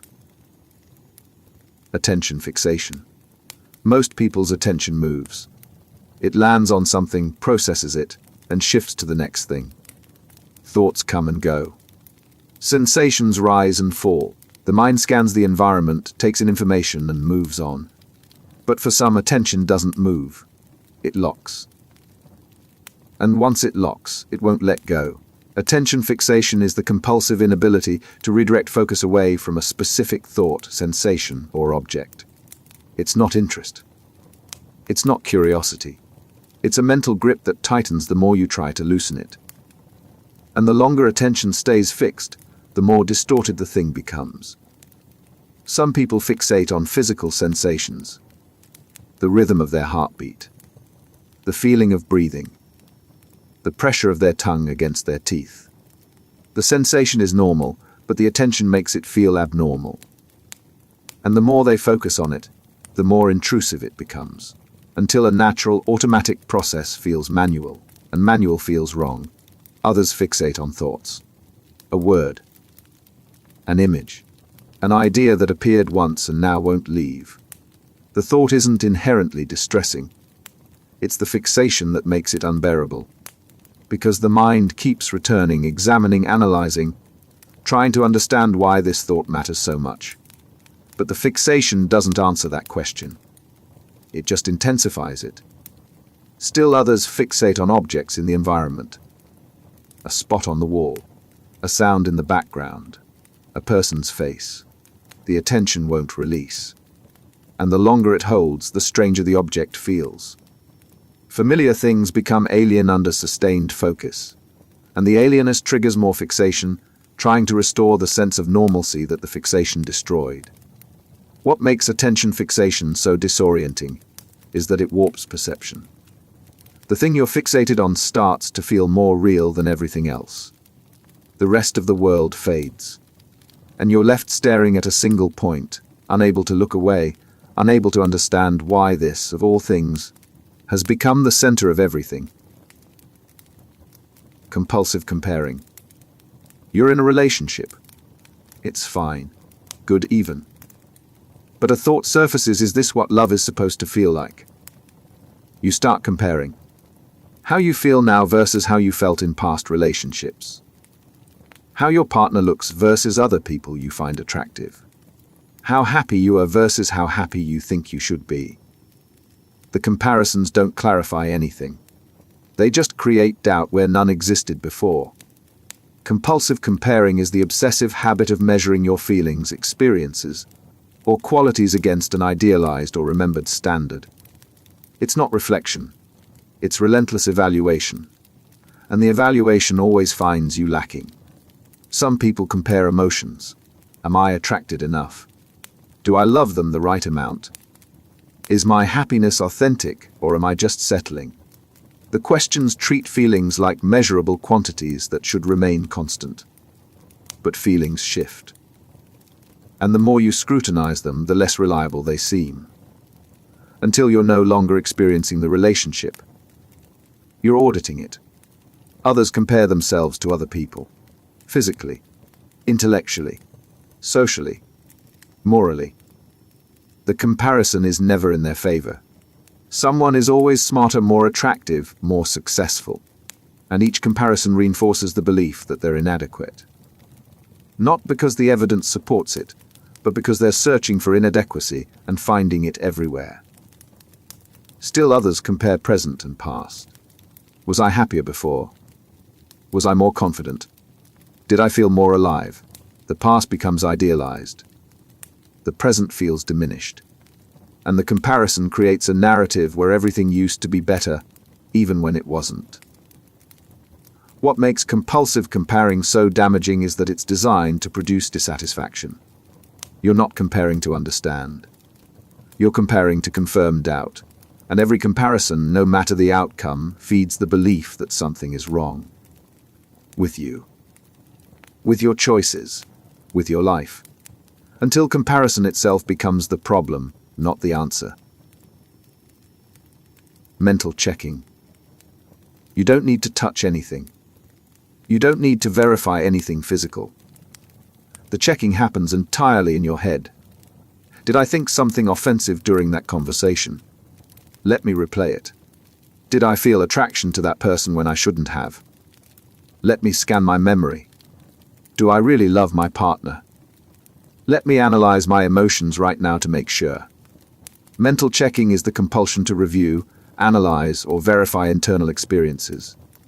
It looks like self-reflection. But it's not. It's repetitive, driven by anxiety, and produces doubt instead of clarity. The mind becomes an interrogation room. Every thought is examined. Every feeling is questioned. Every memory is reviewed for evidence of wrongdoing, inauthenticity, or moral failure. The checking feels necessary. If you don't verify, how can you be sure? But the verification doesn't bring certainty. It creates more questions. Some people mentally check their thoughts. Did I just have an intrusive idea? Was that thought about harm, or was it something else? The attempt to categorize the thought makes it more prominent. And the more you analyze it, the less clear it becomes. Until you're not sure what you thought, only that you're afraid of what it might mean. Others mentally check their feelings. Am I happy right now? Do I feel anxious? Is this love, or am I just comfortable? The feelings are treated like facts that can be verified. But emotions don't work that way. They fluctuate. And the act of checking them changes them. Until you're no longer feeling. You're monitoring. Still others mentally check their memories. Did I say something wrong? Did I do something I shouldn't have? The memory is reviewed repeatedly, but each review makes it less reliable. Details blur. Context shifts. And what started as a clear recollection becomes uncertain. Not because the memory changed, but because the checking eroded it. Mental checking doesn't resolve doubt. It manufactures it. Every check introduces new questions. Every analysis reveals new uncertainties. And the more you check, the less you trust your own mind. Until the thing you're relying on to provide answers becomes the thing you can no longer believe. Derealisation triggered by obsession. The world looks the same. The room hasn't changed. The people around you are familiar. But something feels off. Not wrong exactly. Distant. Like you're watching everything through glass. The details are there, but the sense of reality isn't. You're present, but you don't feel connected to where you are. And the disconnection is terrifying. This detachment often follows obsessive spirals. You've been locked in your head for hours, reviewing thoughts, checking memories, analyzing feelings. And somewhere in that process, the world outside started to feel less solid, less real. Like the intensity of the internal focus drained the external world of substance. Derealisation isn't hallucination. You're not seeing things that aren't there. You're seeing things that are there but don't feel real anymore. The surroundings feel flat.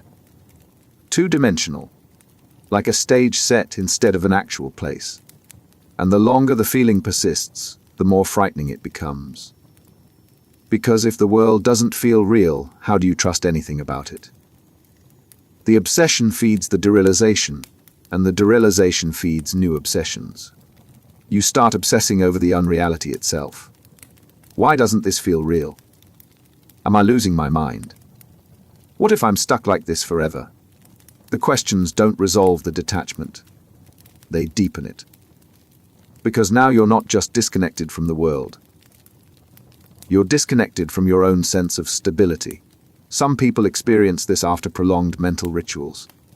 Others feel it during panic or extreme anxiety. The mind, overwhelmed by internal content, starts to filter out external input. Not because the world has changed, but because the brain is prioritizing the internal crisis over external awareness. And when external awareness dims, the world starts to feel unreal. The detachment doesn't last forever. It fades when the obsession releases. But while it's happening, it feels permanent.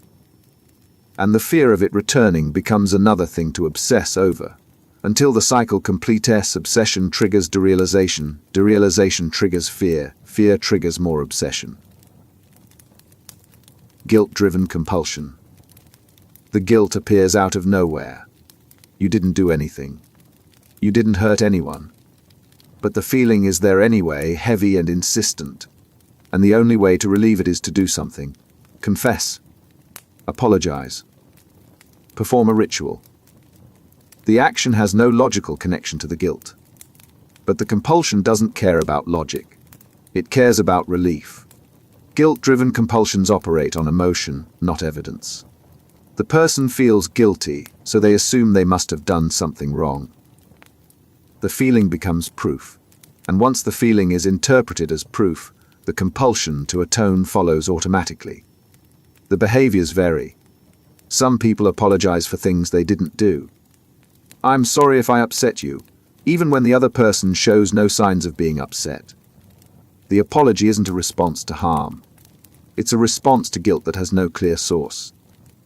And when the apology is accepted, the relief is brief. Because the guilt wasn't tied to a specific action. It was free-floating. And free-floating guilt that doesn't resolve with a single apology. Others confess thoughts they're ashamed of. Not because the thoughts caused harm, but because having them feels like a moral failure. The confession is meant to discharge the guilt. But it doesn't work. The guilt remains.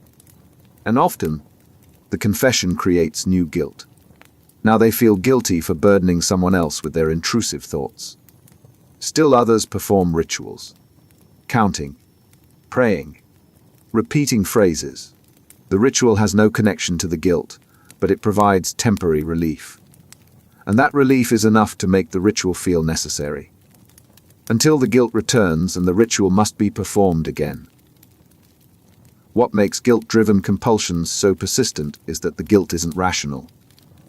It doesn't respond to logic or evidence. You can prove you didn't do anything wrong, and the guilt will still be there. Because the guilt isn't about what you did. It's about what you fear you might be. And that fear can't be disproven. Only tolerated. Suppression rebound. Don't think about it. Push it away.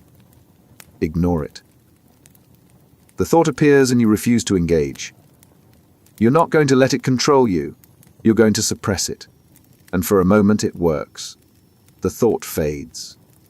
But then it comes back, stronger, more persistent. Like pushing a beach ball underwater. The harder you push, the more forcefully it resurfaces. Suppression rebound is the psychological phenomenon where attempting to avoid a thought makes it more intrusive. The mind doesn't ignore what it's told to suppress. It monitors for it. And monitoring requires attention. So the thing you're trying not to think about becomes the thing you're constantly aware of. The mechanism is simple. When you tell yourself, "Don't think about X," your brain has to track X to make sure you're not thinking about it. The tracking keeps X active. And the more you suppress, the more effort the mind puts into tracking, until the thought you're avoiding becomes the loudest thing in your head. Some people suppress intrusive images. The image appears, they push it away, and it returns minutes later, often more vivid than before. The suppression doesn't erase the image. It amplifies it, because now the image isn't just an intrusion. It's a threat that must be monitored. Others suppress urges. The urge to check, the urge to confess, the urge to perform a ritual. They resist, and for a while the urge quiets. But then it roars back more insistent than before. And the intensity makes it feel like the urge was building the entire time they were suppressing it. What makes suppression so counterproductive is that it creates the illusion of control. You're not engaging with the thought, so you feel like you're winning. But the thought is still there, and the effort to keep it suppressed is exhausting. Until the rebound hits, and the thought floods back with enough force to make you wonder if suppression was ever working at all. Rumination loop. The thought won't resolve. You've analyzed it from every angle, considered every possibility, reviewed every detail.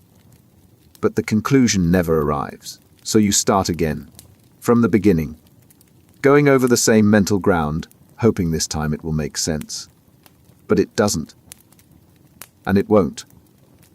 Because rumination isn't problem-solving, it's repetition disguised as analysis.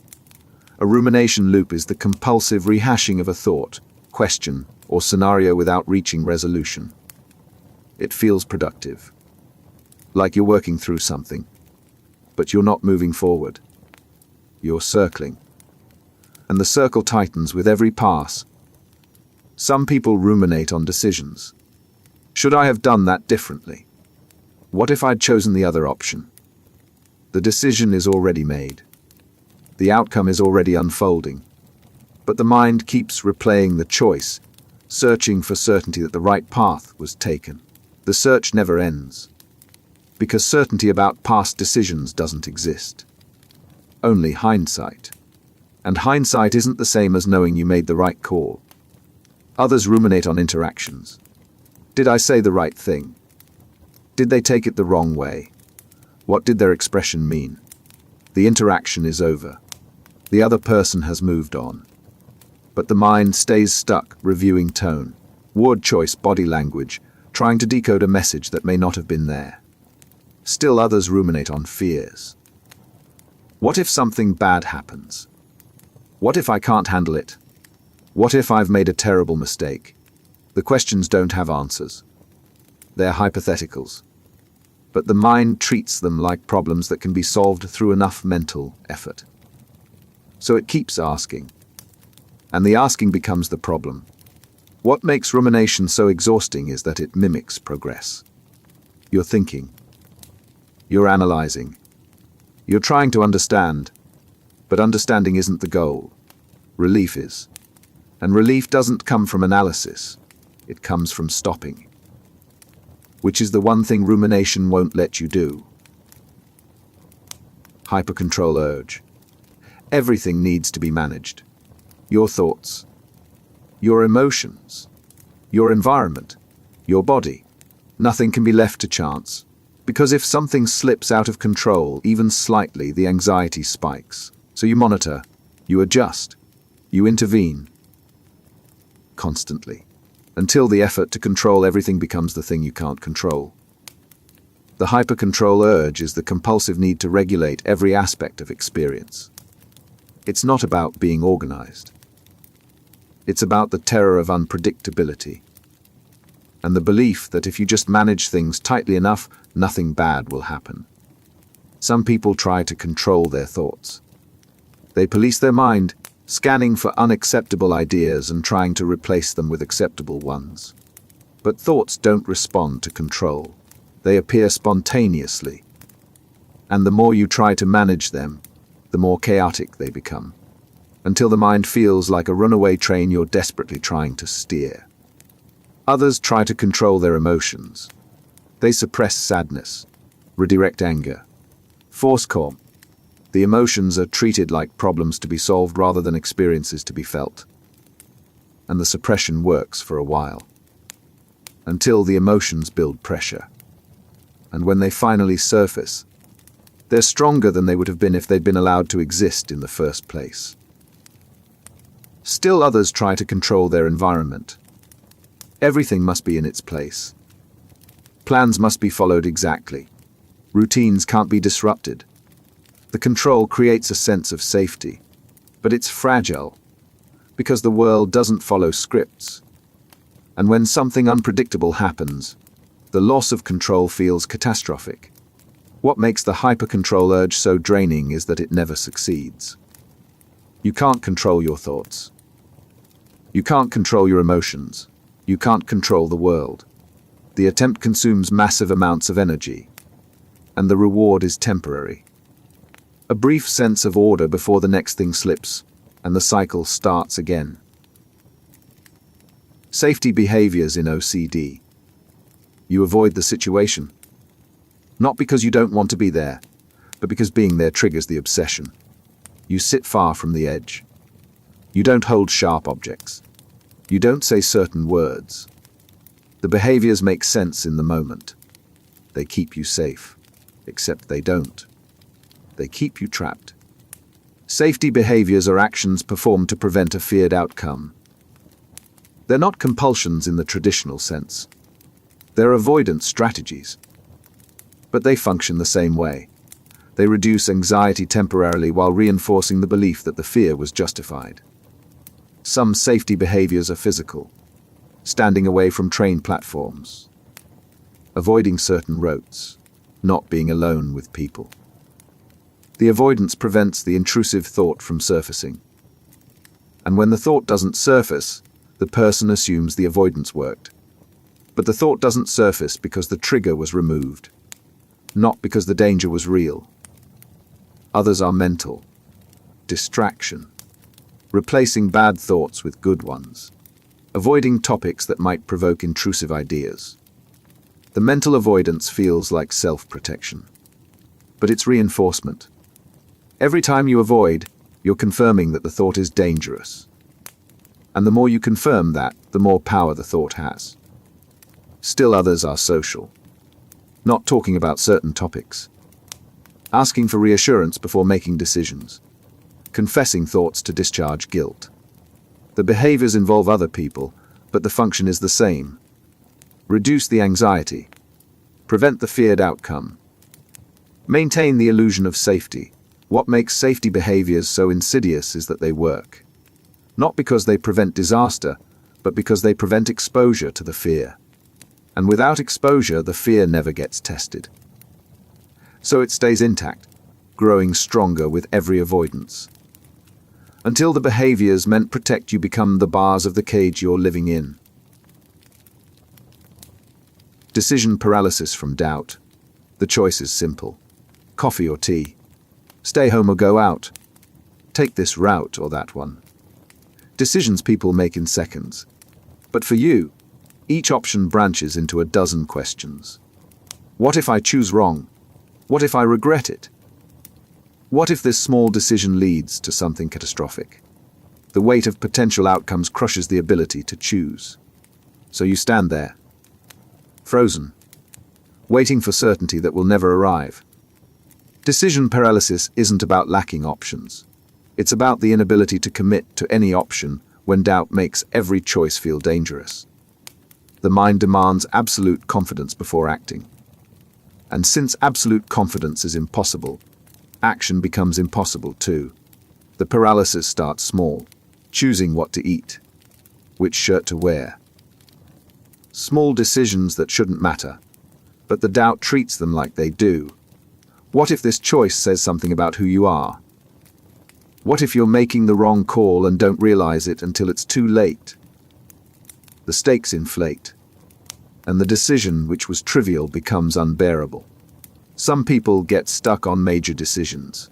Which job to take? Whether to end a relationship? Where to live? The fear of making the wrong choice is so overwhelming that making no choice feels safer. Except inaction is also a choice, and often it's the worst one. But the paralysis doesn't care. It just holds you in place, reviewing options endlessly without ever committing to one. Others get stuck on minor decisions. The paralysis spreads to everything.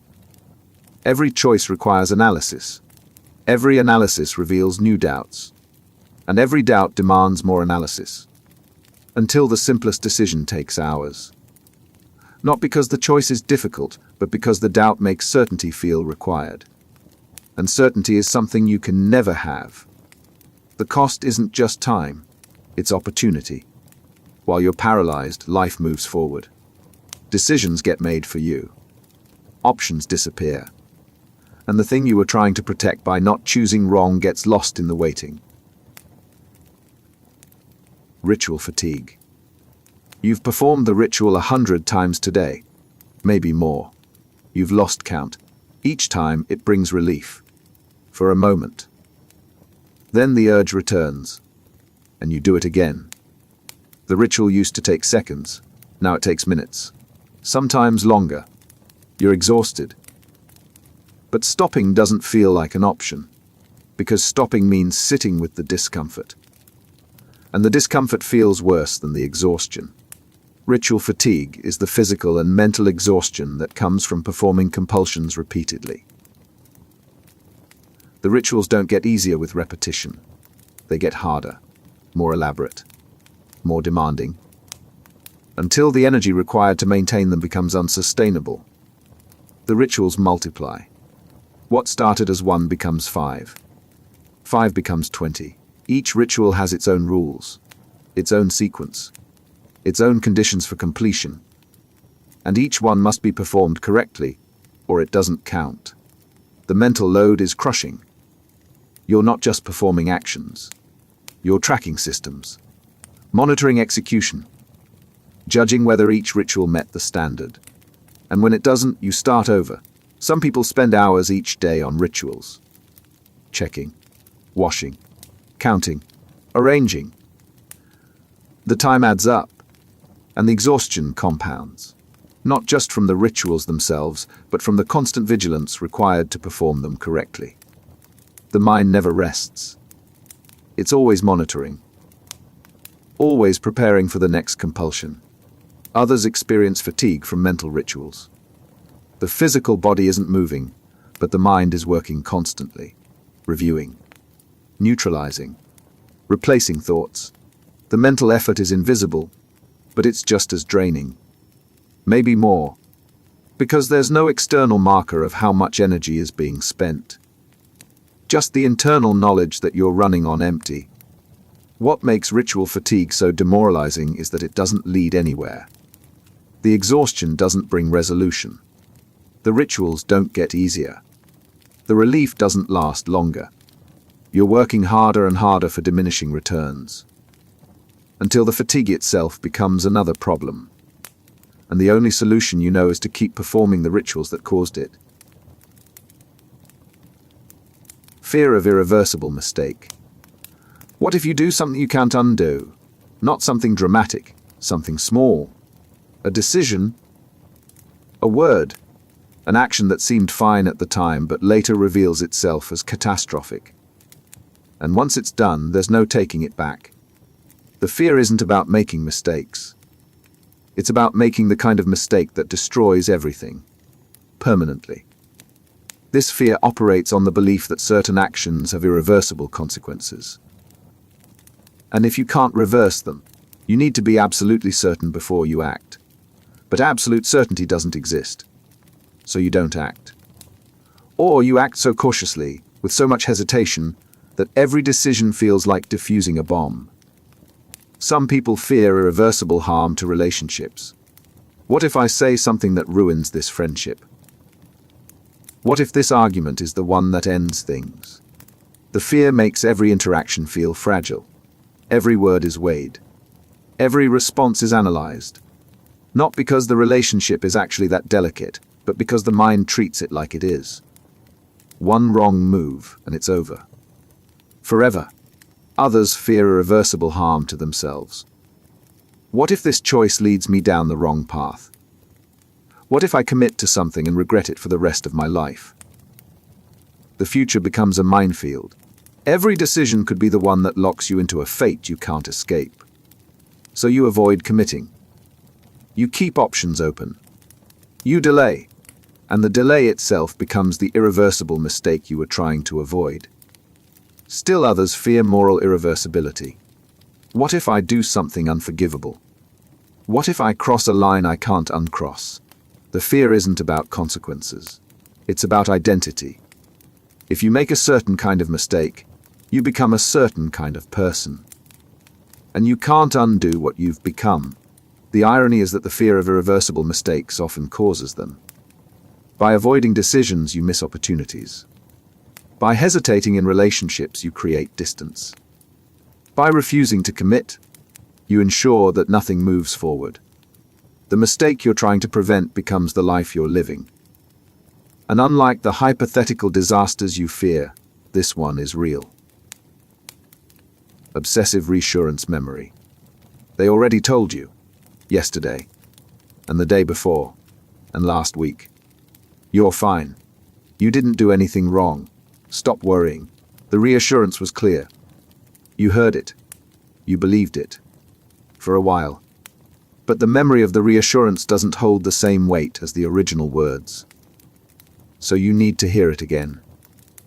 And again. Until the person giving reassurance stops being a source of comfort and starts being a source of frustration. Obsessive reassurance memory is the inability to hold on to reassurance once it's been given. The words are remembered, but they lose their power. What felt certain yesterday feels uncertain today. And the only solution is to ask again. Even though the answer will be the same. The pattern exhausts relationships. The person asking knows they've already been reassured. They remember the conversation. But the memory doesn't provide relief. It provides doubt. What if they didn't mean it? What if they were just being polite?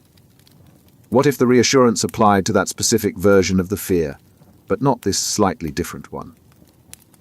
Some people ask the same question in different ways, hoping a different phrasing will produce reassurance that sticks.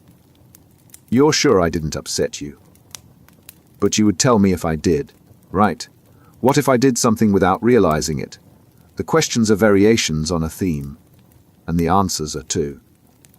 But the reassurance never accumulates. It doesn't build a foundation. It just resets the clock until the next time doubt surfaces. Others don't ask out loud. They replay the reassurance in their minds, testing it for loopholes. The person said you're fine, but did they sound convinced? Did their tone suggest doubt? The mental replay distorts the memory. What was straightforward becomes ambiguous, and the ambiguity creates new doubt, which requires new reassurance. What makes obsessive reassurance memory so damaging is that it trains the mind not to trust reassurance. Every time you seek it again, you're confirming that the previous reassurance wasn't enough. And if it wasn't enough then, why would it be enough now? The cycle feeds itself, until reassurance stops being a solution and becomes another compulsion. Trigger scanning.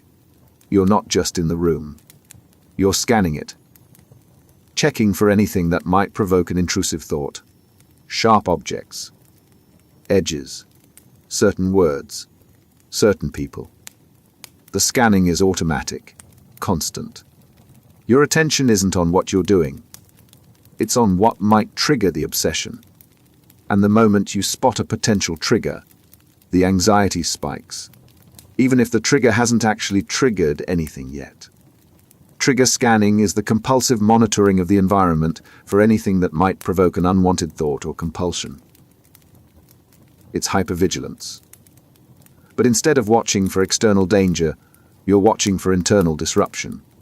And the watching itself becomes the disruption. The scanning narrows focus.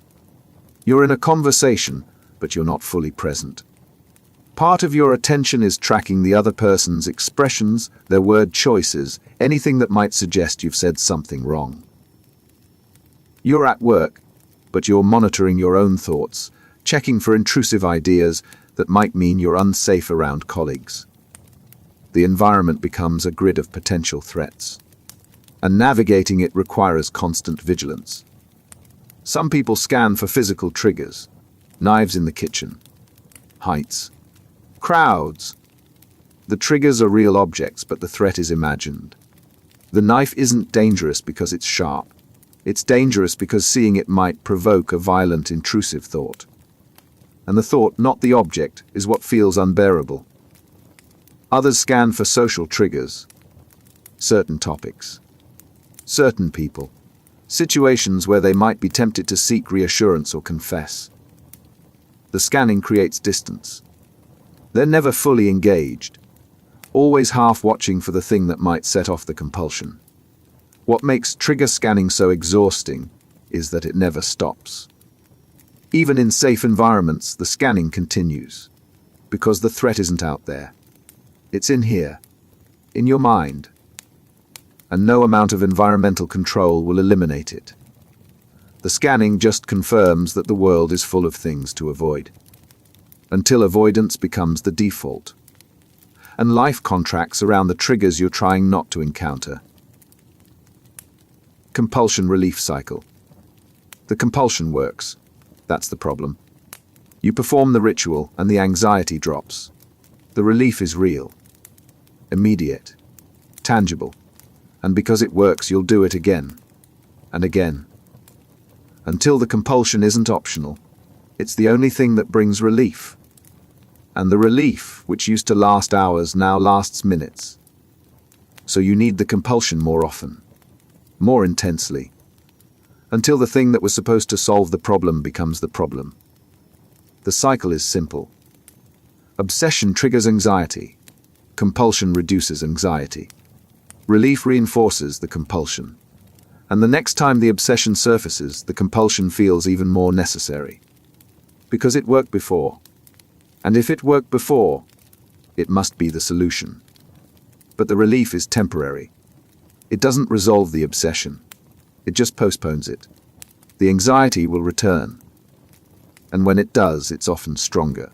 Because now there's a new layer, the fear of what happens if the compulsion doesn't work. So the compulsion has to be performed more carefully, more thoroughly. The standards tighten. The ritual expands. And the relief gets shorter. Some people chase the relief. They perform compulsions preemptively, trying to prevent the anxiety before it surfaces. But preemptive compulsions don't prevent anxiety. They create it. Because now the mind is scanning for reasons to perform the compulsion. And it will always find them. Others perform compulsions to restore a feeling. Not to reduce fear, but to achieve a sense of rightness, completion, or safety. The feeling is elusive. Sometimes it comes quickly. Other times it doesn't come at all. And when it doesn't, the compulsion repeats. Until the person is trapped in a loop, chasing a sensation that may never arrive. What makes the compulsion relief cycle so insidious is that it's built on truth. The compulsion does bring relief. That's not a lie. But the relief is a trap. Because it teaches the mind that anxiety is intolerable and compulsions are necessary. And the more you reinforce that lesson, the stronger the obsession becomes. Until relief isn't freedom. It's just the brief pause between one compulsion and the next.